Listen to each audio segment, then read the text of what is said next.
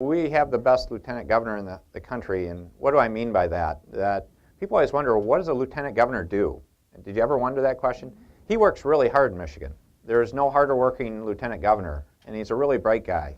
So to give you some idea, for the business people here, he's the guy that led the charge on getting rid of the dumbest tax in the country, the Michigan business tax. But he also cares about the people in need. So he's just led our charge in terms of the mental health task force that we had with Jim Haveman, in terms of doing good work to not only help business, but to help citizens in need. So let's give a big shout out to Brian.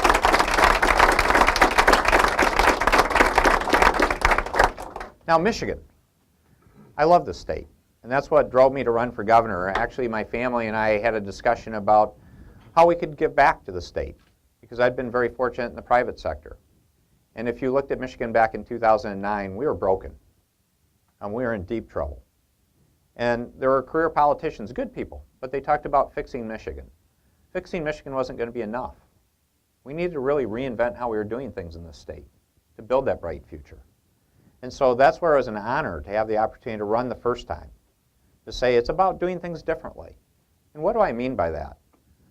A lot of it is figuring out what's the vision for how the public sector should operate. How do we partner with great business people, with really talented people that are looking for careers and opportunities? How do we help people in need the right way?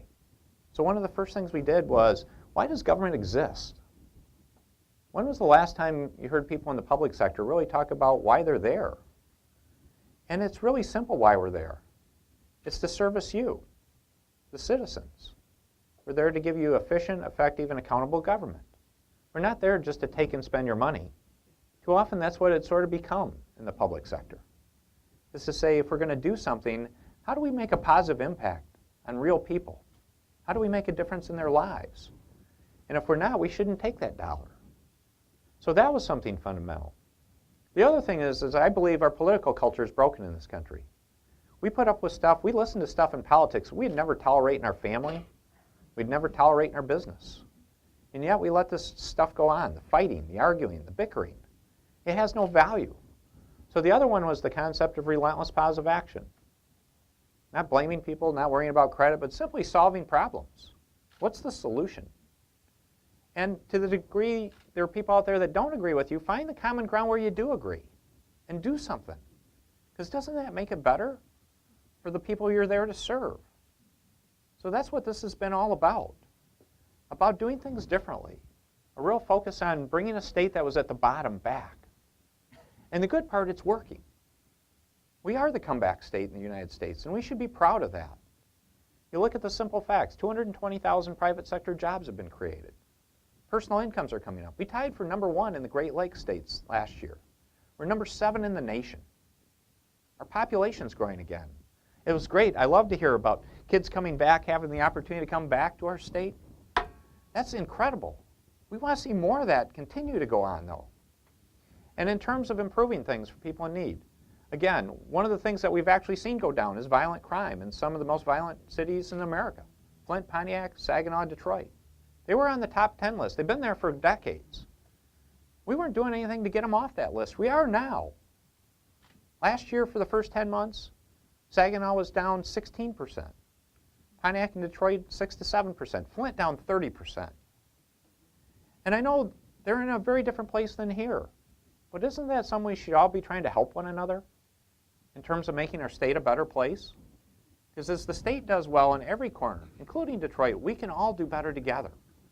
And that's part of being Michiganders, caring about one another. And then you look at a bunch of the other things we've done. It's great. We've got such a wide cross-section of wonderful business people here. But agriculture. I have been focused on ag. The first bill I signed was MEAP, which is the Environmental Assurance Program for Agriculture. Because it's about farmers wanting to show they have the best quality possible.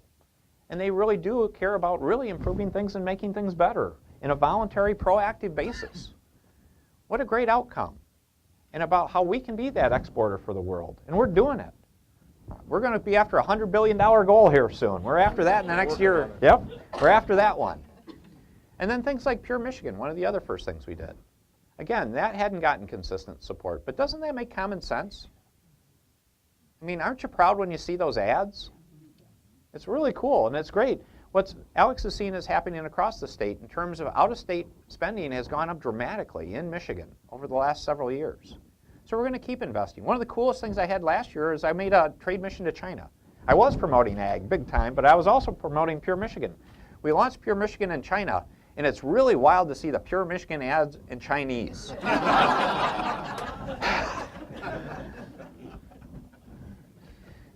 So we've got a lot of great things done, but there's more to do. That's why I'm proud to continue in this role. It's an honor being your governor. 3 years have gone incredibly fast.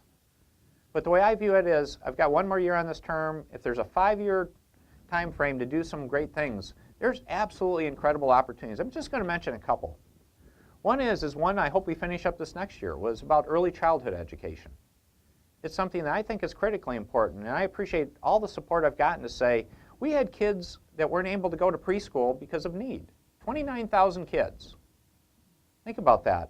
And what really struck my heart is I ran across an educator this last fall that came up and said, I've got 2 kids in my kindergarten class that can't name a color. What do you think their odds for their future look like?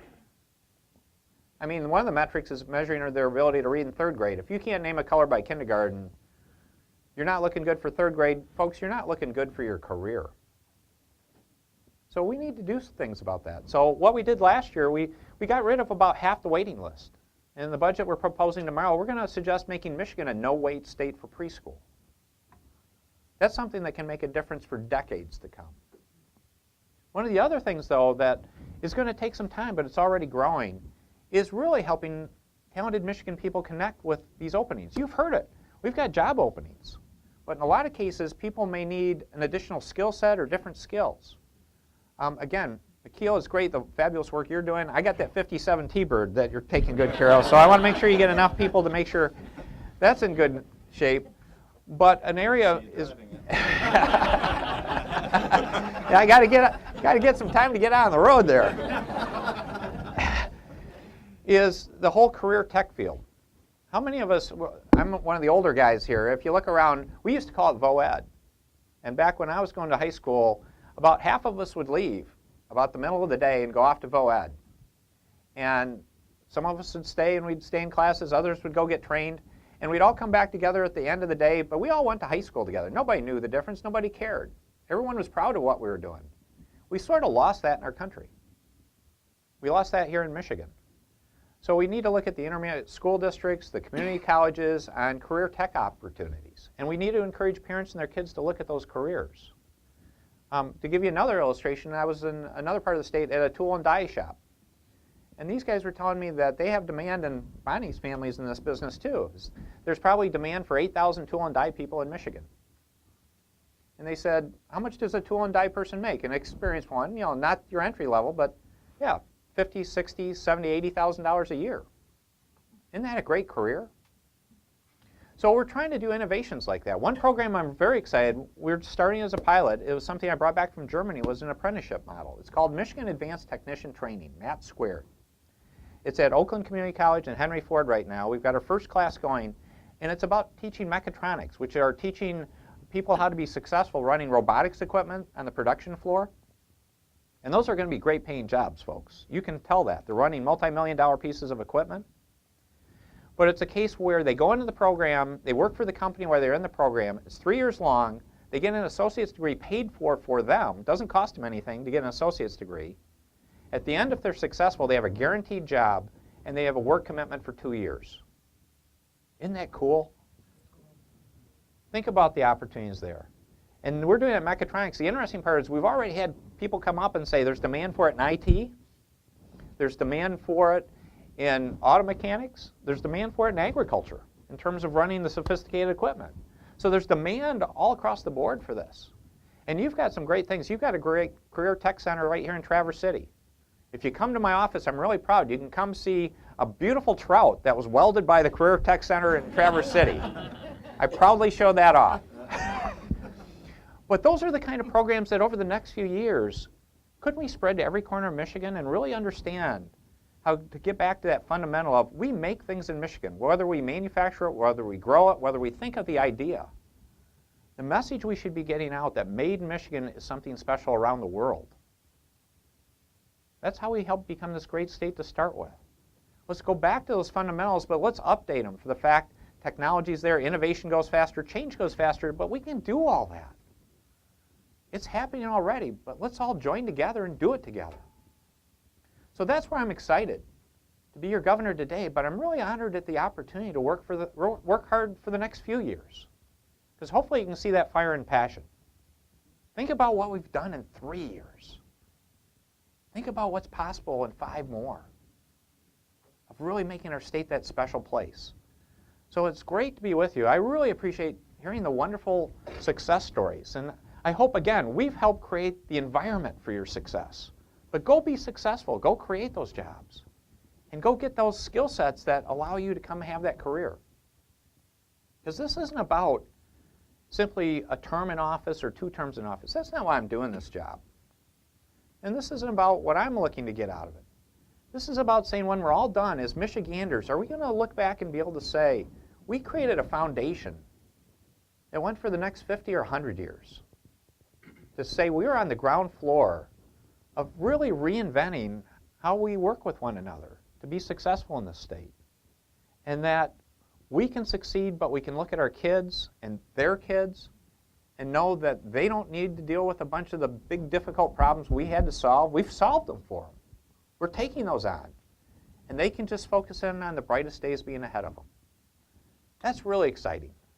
So I hope you'll join me in being fired up. I'm honored. I'm official running for office, but I would appreciate your support. And let's just go do this again, round 2. So thank you very much for having me here today.